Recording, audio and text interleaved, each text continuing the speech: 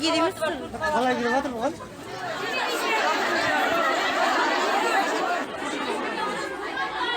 Kırmızı arkadaşlar, buraya kadar durum yönetimden bana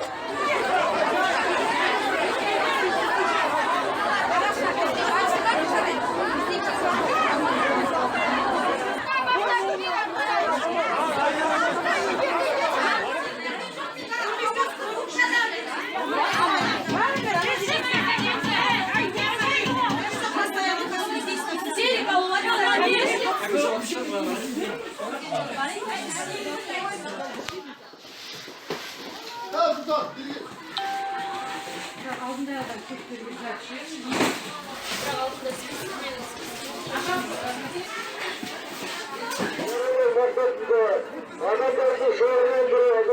Adını söyle.